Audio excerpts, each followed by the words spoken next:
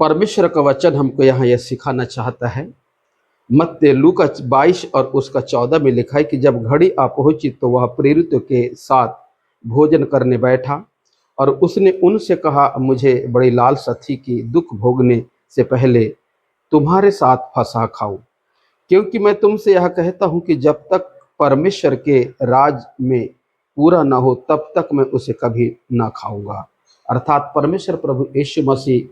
क्रूस में बलिदान होने से पहले एक बात अपने चेलों को ये कहना चाहते हैं कि मैं मरने से पहले एक बार तुम्हारे साथ इस फसह को खाना चाहता हूँ। क्योंकि प्रभु यीशु मसीह का वचन हमको ये सिखाता है कि प्रभु जो भोज एक ऐसी विधि है हर एक मसीह भाई और बहनों के लिए, क्योंकि जब तक वो उस भोज से होकर नहीं गुजरते, क्योंकि वचन कहता है, मसीह यीशु ने कहा कि जो मेरे मांस को खाता है मेरे लहू को पीता है अनंत जीवन उसका है। क्योंकि मसीह के मांस और लहू के बगैर हमारा रिश्ता मसीह यीशु के साथ जुड़ नहीं सकता। क्योंकि मसीह का वचन हमको यहाँ ये सिखाना चाहता है,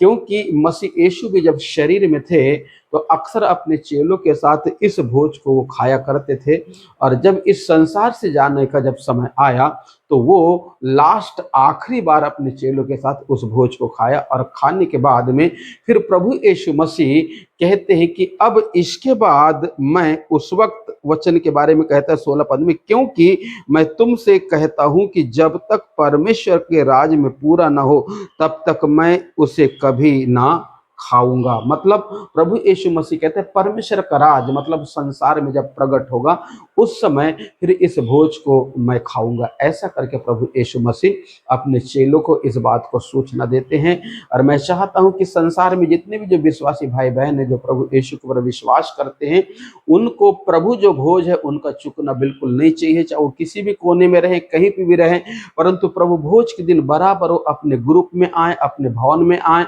और जहां से उनका उद्धार हुआ उसी जगह जाएं और वो प्रभु के भोज को ले। क्योंकि बगैर भोज हमारे अंदर मसीह का जीवन प्रकट नहीं हो सकता, और ये भोज ही है एक दिन हमें मसीह के राज में प्रवेश कराएगा। तो इस वचन के थ्रू प्रभु आपको आशीष दे, आमीन।